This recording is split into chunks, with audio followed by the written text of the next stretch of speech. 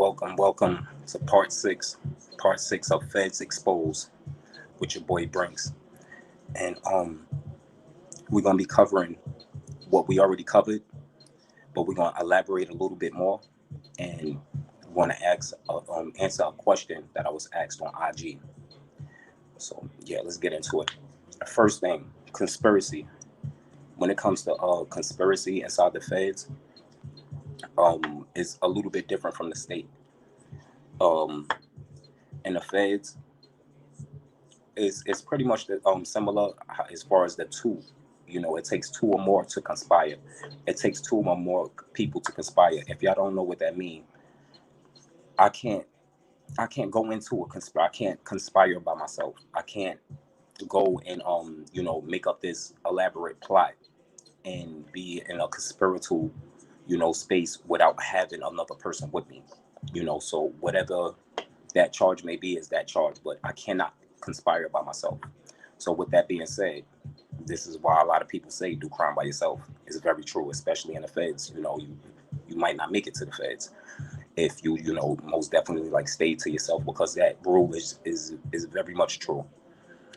It takes two or more people to conspire. So when you out and you doing your daily jugging and trapping, just being involved with individuals, just being involved with individuals is going to allow you to be attacked by those type of charges. um yeah, and that's what conspiracy pretty much consists of in the state. You can have a regular conspiracy that don't consist of nothing federal, basically, like firearms. If a firearm was shipped from one part of one state to another state, that's a reason to go fed. Things of that nature is different things that make you go fed. This is why some conspiracies stay in the state, like Bobby Shmurda, people like that. It's certain things that make it go federal.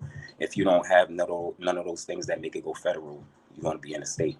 And as far as it changes, when it comes to time, it changes. You can't really like be like, oh, how much you going to get for a conspiracy? And people try to put numbers on it like, oh, there's no way in the world he was supposed to get that much time, or he's supposed to. Yes, they have bare minimums, maximums, and minimums. And the feds, they leave it up to the judge, just discretion to take the bare minimum. And that was enacted sometime maybe 2007. Don't quote me, y'all. Do not quote me. I'm not spitting facts right there on that. I think it's 2007 they started that. But yeah, that's just the cover conspiracy. If y'all have any more questions directly, right, y'all can hit me up on IG too, and ask me directly, about specific questions about conspiracy. But and then evidence. When it comes to evidence in the federal system, I get asked this a lot. Evidence in the federal system is not something tangible. It's not something that you can see, something that you can hold in the eyes. Evidence to the feds is, give y'all an example. Evidence in the feds is pretty much, a person verifying, you know, whatever it may be. Yo, hey, he keeps a gun here. He sells this amount of dope. That's evidence to the feds. And yes, these are evidence that people are getting their lives taken from for. They're most definitely losing trial. They're blowing trial and everything. And it leads you to expect, like, why, what, how is it even possible for for me to get X amount of time with no evidence? To this day, I really can't explain why it's like that. But I can tell y'all one thing, that at the end of the day, is most definitely a high conviction rate. But people don't talk about the overturns. It's a lot of cases that when you just you don't give up, and you like, what, man, I'm gonna fight these people to the end. A lot of those cases get overturned. Reason being because a lot of those laws is unjust, and you find loopholes and things to make you beat the case or whatever the case may be. But a lot of cases overturned. So when they do the conviction rate and say, oh, we got 98 point, yes, that's because that's what y'all people copping out to, and people telling and copping they shit or whatever. you, the 98% conviction rate is always bragged about, but they don't talk or throw any type of number about the overturn. So a lot of cases being beat, a lot of cases being spanked.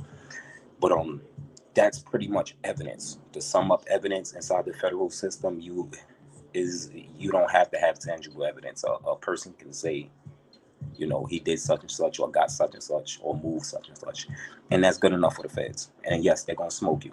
Don't think, oh, I ain't never had no. They're gonna smoke you. They're gonna smoke you.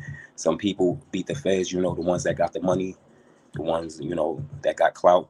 A lot of a lot of people following them. A lot of attention inside the media. Some people have a chance, but for the most part, no. And that's pretty much the sum up evidence. Jurisdiction. So getting to what I was basically saying, shout outs to Myron on IG. Jurisdiction, like I said, I don't feel that it's the Fed's jurisdiction to do any of the things that they do. First of all. Second of all, any prison that you can pretty much name around the world, they do not send you, to if your home is here, they don't send you there. Just simple. I ain't gonna make it elaborate for you. They don't send you there. If your home is here, they don't send you here. Your home is here, they send you right here. Whatever jail is in your backyard. In the feds, that's not how it goes. So Myron, to answer that question, your baby pops is most definitely getting shipped out. When they do things of disciplinary transfers and things of that nature, yeah, he's getting shipped out. And most of the times they try to make you learn your lesson. So they put you on that, on that flight all the way to the West. And yes, when it comes to jurisdiction, they can most definitely take him out of his jurisdiction because the feds is not in their jurisdiction. So to pretty much just to sum that up, yes, they most definitely jurisdiction is out of whack when it comes to feds. They don't see that. They don't respect it. They don't care nothing about it. They feel that if we're gonna put you in your backyard, if it's something open or whatever. But if you fuck up, that's your ass, and we're gonna send you wherever we want. And it's a little crazy. It's a little harsh when you think about it. Like me, my first time they sent me to the West Coast, I got caught with a knife. And it's like, what the fuck you want me to do? Not have a knife, right? Like, it's only logical to have a knife. But yeah, shout outs to Myron. Shout outs to Myron. I hope I answered that question for you, love. And hopefully your baby pops don't get shipped too far, because not necessarily, he's going to get shipped to the West Coast. He can get shipped, down south. They got jails all on the East Coast. He could go down south. He don't have to necessarily touch the West Coast. You know what I'm saying? So, yeah. That is part 6 to Feds Exposed. I didn't even spark the blunt on y'all. That's the crazy part about it. I didn't even get this so juiced up. I didn't even get this spark lit up. Yeah, so make sure y'all stay tuned, because I might just drop part 7 right back at you. You know what I'm saying? Right, bag the bag. Bag the bag. All right, I'm going. I love y'all. Y'all know the motto. Y'all know the slogan. Stay brinked up, secure the bag, secure your family. Love y'all.